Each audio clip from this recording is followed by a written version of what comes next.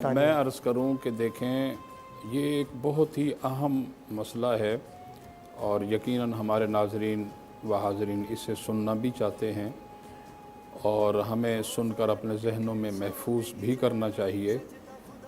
देखें, जैसे कि माँ बाप अपनी औलाद के साथ प्यार, मोहब्बत, उन्स सारी चीज़ें होती हैं, उनका हर लाड, हर प्यार सब कुछ करते हैं और औलाद के जो हुकूक़ हैं उसमें से ये सारी चीज़ें हैं कि उनकी आप अच्छी तरबियत करें, उनको आप अच्छी तालीम दें, उनकी आप अच्छी परवरिश करें वगैरह वगैरह। लेकिन अमूमी तौर पर होता ये है कि औलाद की जब वालिदैन परवरिश भी करते हैं, अच्छी तरबियत भी करते हैं, उन्हें तालीम भी दिलवाते हैं, जवान हो जाते हैं, शादी हो जाती है, उसके बाद वो मेरा ख़्याल है 2 रोज़ पहले आपने एक बात की थी कि छुप छुपा कर कुछ लेकर जा रहे होते हैं, उसमें वालदा को भी नज़रअंदाज कर रहे हैं, वालिद मोहतरम को भी इग्नोर कर रहे हैं वगैरह। बीवी को इतनी भूख जी लग जी जाती है जी जी कि ये नज़र नहीं आता कि जी माँ भी भूखी है जी जी नीचे, जी जी लेकिन वो क्या करते हैं कि जी छुपा के जी लेके माँ, क्या माँ नहीं समझ जी जी सकती जी कि औलाद जी क्या करी, बिल्कुल। वो माँ अच्छा है।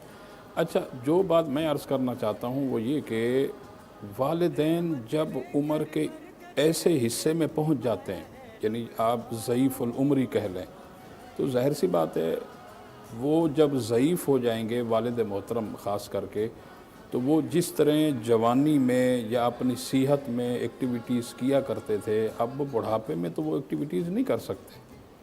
तो उस वक्त जो है अगर वो अपनी औलाद के माल में से कुछ उठा करके इस्तेमाल करते हैं तो बसा औक़ात औलाद जो है वो उसको एक खैर और बेहतर निगाह से नहीं देखती कि मैंने इससे बड़ी मेहनत से कमाया है, मैंने जो है वो इतनी मेहनत करके इसे जमा किया है और जब मेरे वालिद मोहतरम जब चाहते हैं उसे इस्तेमाल करते हैं। तो इस पर मैं आपको हदीस बता रहा हूँ, इसलिए मैंने पहले तमहीद बांधी है।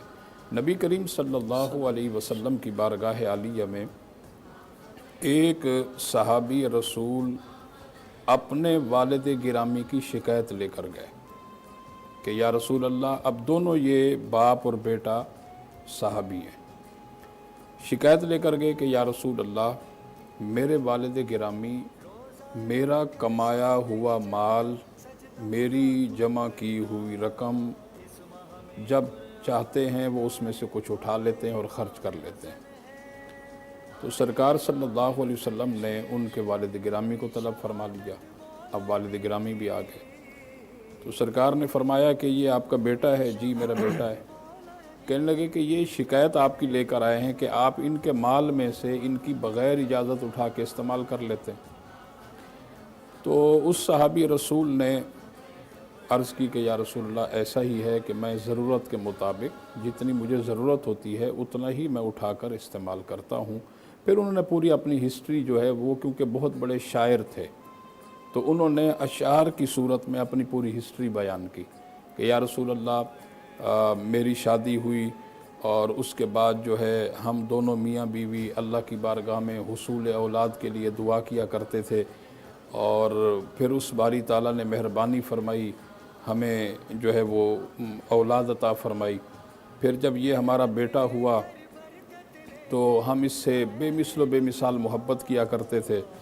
अगर ये बेटा रोता था तो हम इसे फ़ौरन अपने सीने से लगाते थे और ये बेटा अगरचे बीमार होता था तो इसकी बीमारी को देख करके हम भी तड़प जाया करते थे। हमारा ये बेटा जो कि पी नहीं सकता था, हमने इसको पीना सिखाया। ये बेटा जो कि खा नहीं सकता था, हमने इससे खाना सिखाया। ये बेटा जो कि बोल नहीं सकता था, हमने इससे बोलना सिखाया। और ये बेटा जो कि चल फिर नहीं सकता था, हमने उंगली पकड़ के इसको चलना सिखाया। उसके बाद ये जवान हो गया, हमने इसकी शादी की, ये फिर अपनी ज़िंदगी में मसरूफ़ हो गया। या रसूल अल्लाह, अब मैं ज़ईफ़ हूँ, मैं कुछ कर नहीं सकता, तो इस उम्र में आ कर के मैं फ़ुज़ूल ख़र्ची नहीं करता, बल्कि अपनी ज़रूरत के मुताबिक अपने बेटे के माल में से, इनकी रकम में से कुछ हिस्सा उठा करके मैं इसे इस्तेमाल कर लेता हूँ।